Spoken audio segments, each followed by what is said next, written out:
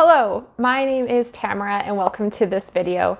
Today I'm going to be going over the books that I'm hoping to read this October, and because the days are getting shorter, it's fall and it's the start of the spooky season, I have leaned more towards the horror and mystery genres, but I do have a few others, and hoping that there is something for everyone on this list.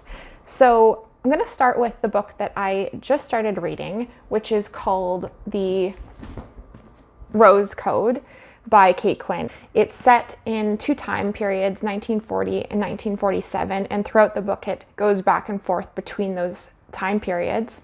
It is about three very different women. There's Ozla, who is a debutante who's trying to prove herself during the war. Mab, who's a working class woman who is really strong-willed and is also not only trying to provide for her family, but trying to find a husband. And I think there's a little bit more behind that goal.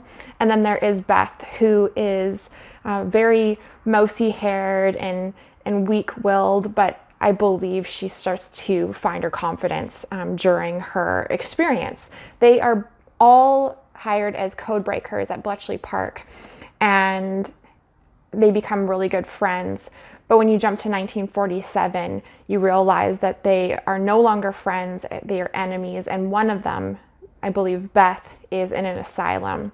And the book starts out with them receiving a cryptic message from Beth, basically asking for their help and saying that they owe her. So far it's super good. I really love the character of Ozla. She speaks in that sort of, I don't know, cat's pajamas, bee's knees sort of way. I think it's hilarious, some of the things that she says. So if you like that kind of thing, you'll really like this one. Anyways, I'll let you know how it goes, but I think it's off to a great start. So the next one I have, maybe I'll just finish off with the ones that aren't mystery and horror first. Next one up is The Traveling Cat Chronicles, and I just picked this one up from the library. It's by Hiro Arakawa, who's a Japanese author, and it's translated by Philip Gabriel.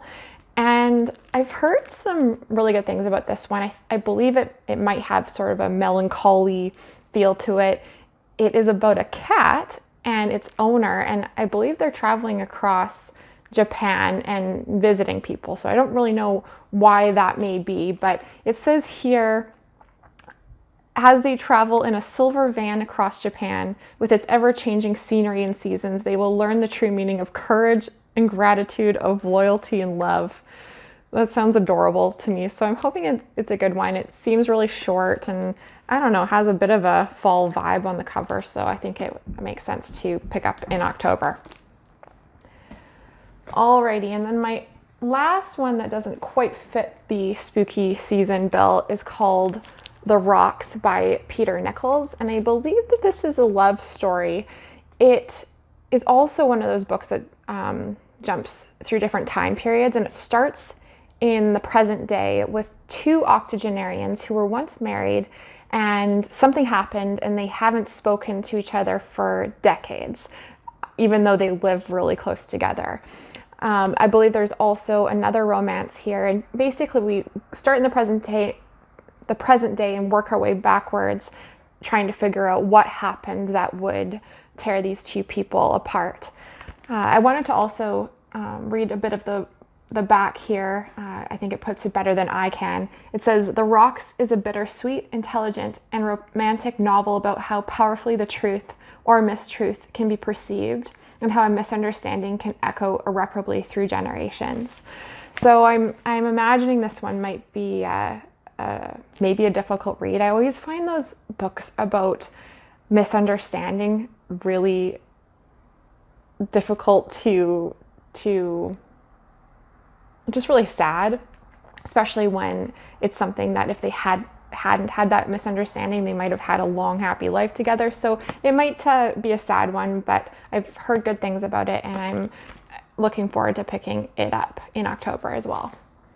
Okay, moving on to the horror and the mystery thrillers, I'm going to start with a true crime, Helter Skelter, the true story of the Manson Murders by Vincent Bugliosi with Kurt Gentry.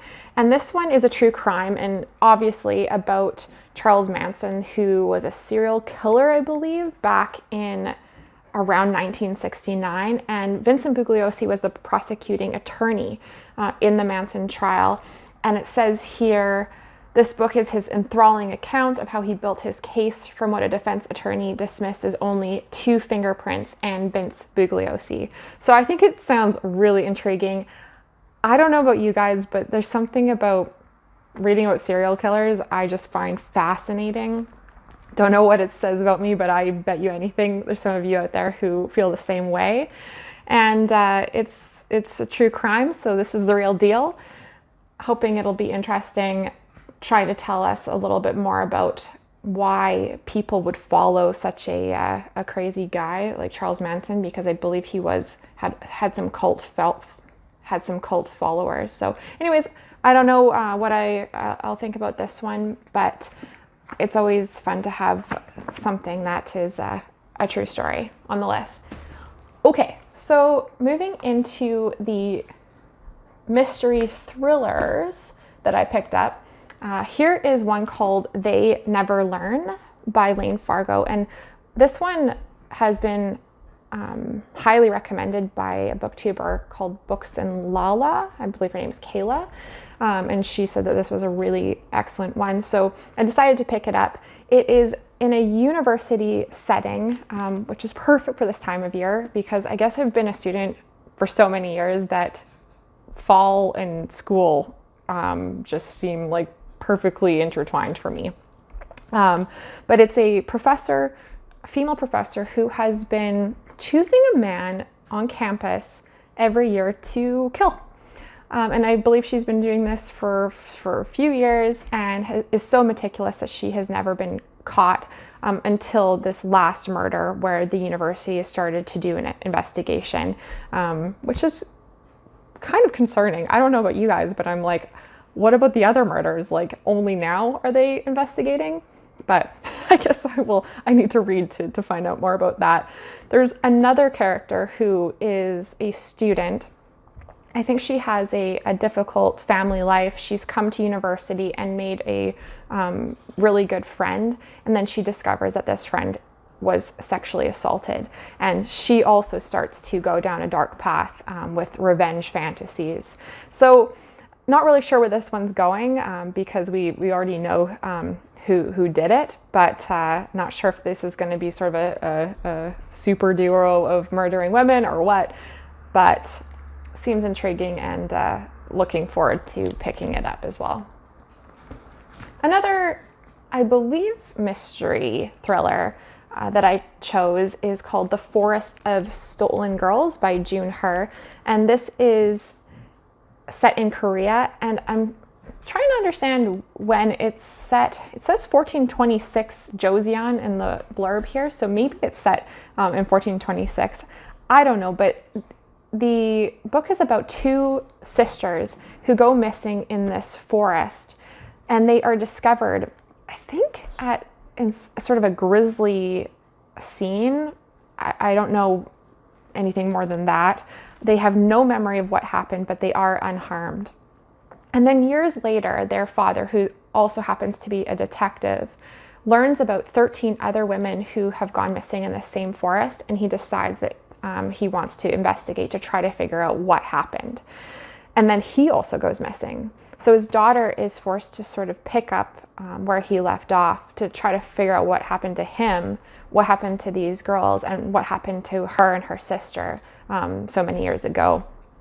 So I think that's a really great concept. I love the idea of women going missing in a maybe spooky forest. So I think I'm going to be picking this one up pretty quick, and yeah, looking forward to seeing what it's all about. And then my last mystery thriller that I picked up is called The Sundown Motel by Simone St. James.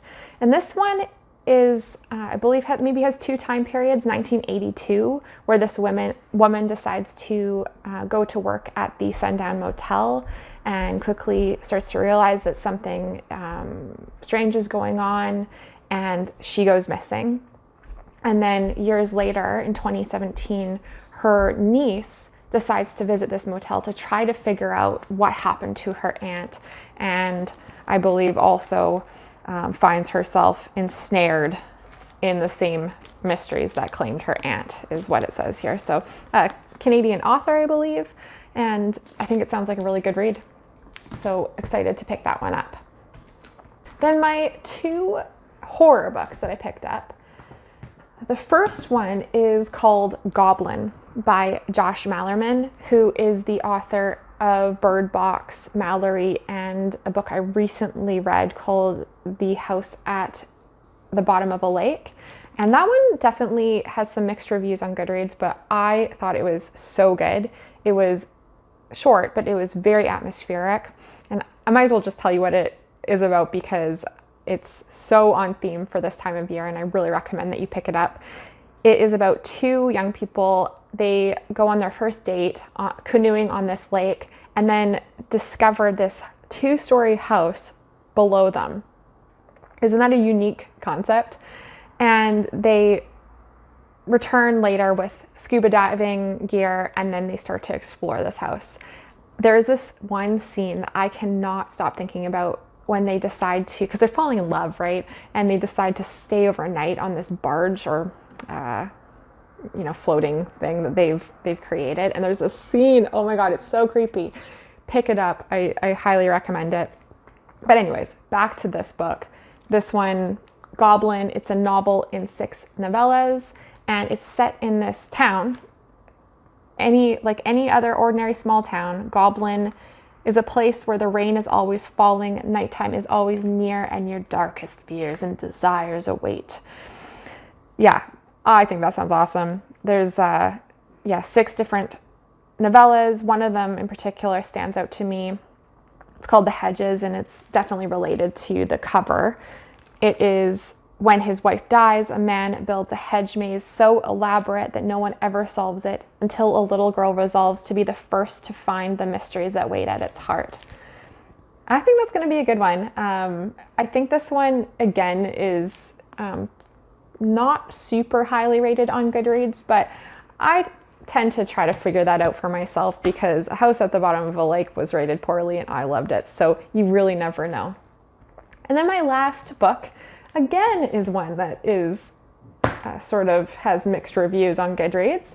It's called Imaginary Friend by Stephen Chbosky. This is the author of The Perks of Being a Wallflower, book I haven't read yet, but definitely want to. This is one that people either love or they hate.